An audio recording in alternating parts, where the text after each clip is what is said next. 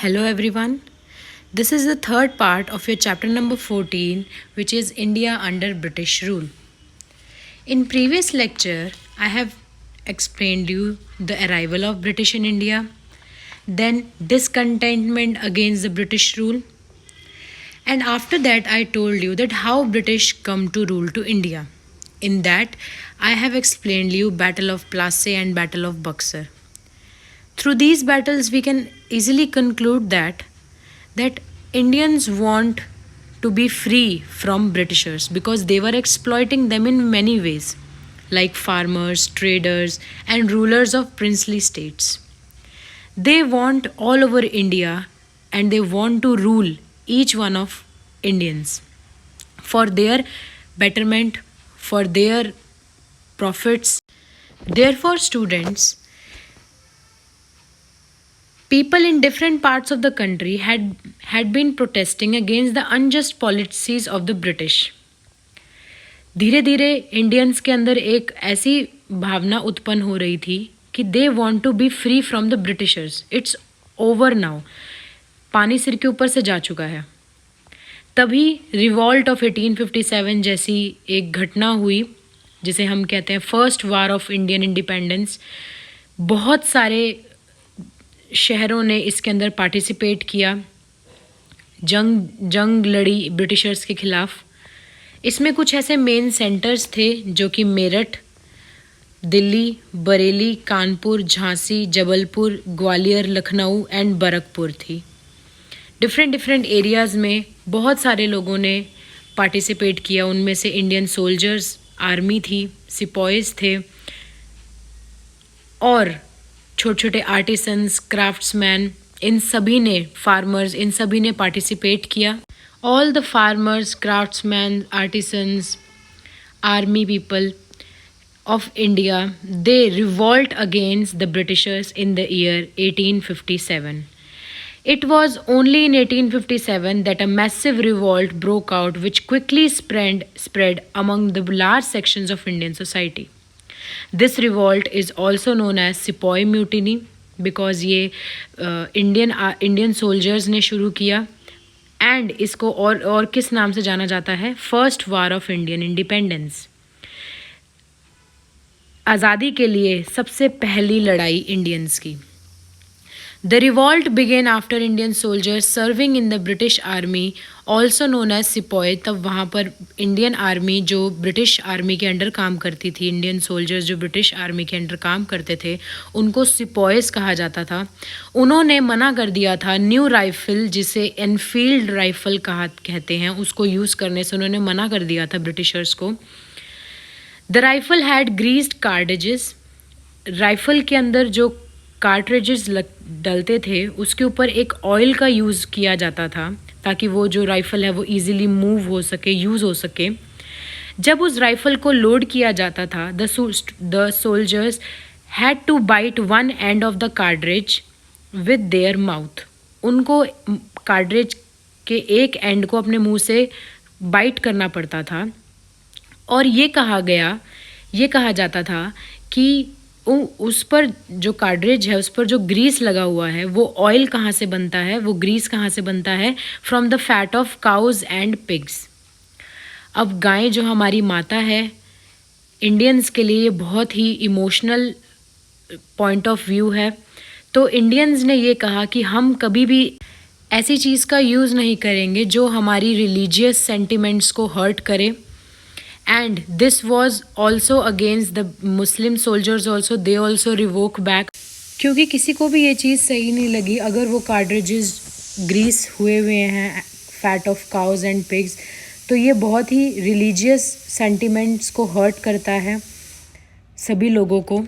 तो इसी वजह से इंडियन सोल्जर्स ने रिफ्यूज़ कर दिया उन राइफ़ल्स को यूज़ करना और इसके ख़िलाफ़ उन्होंने लड़ाई लड़ी, रिवोल्ट किया. The name of soldier who initiated the revolt is Mangal Pandey, जिन्होंने सबसे पहले इस चीज़ के खिलाफ खड़े हुए और उन्होंने रिवोल्ट शुरू किया. He said that Britishers can not force us to use anything which they want. The revolt sparked off बहुत ही तेज़ी से बढ़ने लग गया among the sepoys soon and spread across all the parts of the northern India and become a mass rebellion. अब mass students क्या होता है, जहाँ पे बहुत सारे लोग एक टाइम पर क्या करते हैं, उस चीज़ को ज्वाइन करते हैं। The revolt started at Meerut. It was joined by the farmers, craftsmen, and other sections, or basically the poor sections of the society, which were hurted the most by the Britishers and exploited the most by the Britishers. Britishers ने उनका बहुत इस्तेमाल किया अपने फ़ायदे के लिए. That was exploitation करना किसी का.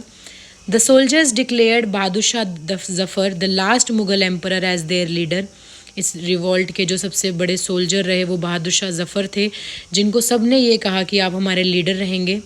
The revolt was led by Nana Sahib at Kanpur. Different territories के अंदर स्टूडेंट्स डिफरेंट जो लीड थे वो डिफरेंट थे. जैसे कानपुर के अंदर नाना साहिब ने, बेगम हज़रत महल ने अवध के अंदर, रानी लक्ष्मीबाई झांसी के अंदर एंड कुंवर सिंह बिहार के अंदर, इन सब ने क्या किया, रिवॉल्ट शुरू किया. The British were taken by surprise.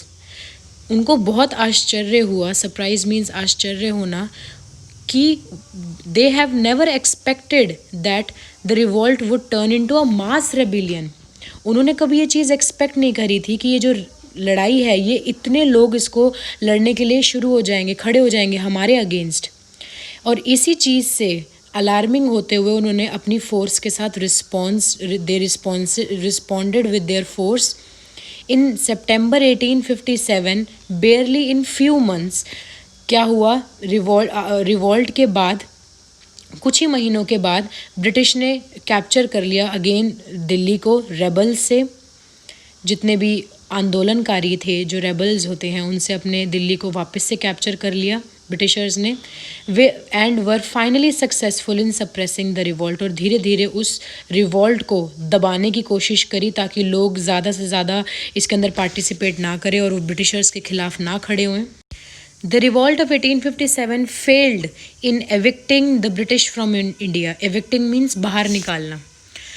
हम इंडियंस हार गए ब्रिटिशर्स से और हम उनके सामने फेल हो गए उनको हमारी कंट्री से बाहर निकालने में. There were many reasons for the failure. और इनके बहुत सारे रीजन्स थे, पर जो मेनली फर्स्ट टू रीजन्स थे जो मैंने सामने आपके मार्क किए हुए हैं, नंबर 1 एंड नंबर 2 करके. It had not spread all parts of the India and there were many Indian rulers who did not support it, and in fact they supported the Britishers. बहुत सारे areas में ये जो revolt है ये नहीं फैला, और जो इंडियन रूलर्स थे, जो बहुत सारे इंडियन रूलर्स ने इसके अंदर पार्टिसिपेट किया ही नहीं. दूसरा, the rebels did not have sufficient funds and good weapons. उनके पास ब्रिटिशर्स आर्मी जितनी अच्छे फंड्स, मतलब पैसे नहीं थे इतने, और उनके पास अच्छे आर्म्ड फोर्सेस, और आप कह सकते हो कि गुड वेपन्स, उनके पास आर्म्ड चीज़ें नहीं थी सही तरीके से, ज़्यादा महंगी और अच्छी क्वालिटी की. The English soldiers were well organize, they were very well organize and they were having control in all the parts of the India, therefore, and had money as well as modern weapons also. उनके पास money भी बहुत ज़्यादा थी और weapons भी बहुत अच्छी कंपनी के थे और बहुत लेटेस्ट थे. Students, after the suppression of the revolt, suppression means दबाना, किसी को सप्रेस करना. The rule of East India company came to an end. एक चीज़ ये तो हुई कि जो इंडिया के अंदर जो ईस्ट इंडिया कंपनी काम कर रही थी, एक कंपनी काम कर रही थी, उसका कार्यकाल ख़त्म हो गया. उसके बाद the British government took over the administration of India. सीधा सीधा ब्रिटिश गवर्नमेंट एडमिनिस्टर करने लगी इंडिया के अंदर. पहले इंडिया एक कंपनी के अंडर चलता था जो ईस्ट इंडिया कंपनी थी, वो भी ब्रिटेन की ही थी. बट अब जो डायरेक्ट ब्रिटिश गवर्नमेंट थी वो एडमिनिस्टर कर रही थी, कार्यकाल देख रही थी इंडिया के अंदर. And after revolt of 1857 it also allowed Indian kings to rule over their territories if they agreed to accept its authority. अगर वो चाहते हैं अपनी टेरिटरीज़ को रूल करना, then they have to accept the authority of British government. So this was the topic, revolt of 1857. It is also known as Sepoy Mutiny Act, First War of Indian Independence. This is your map of main centers of revolt of 1857. As in the topic only, I explained you that very few, or you can say that only northern part of India joined this revolt. Very few states were involved in this.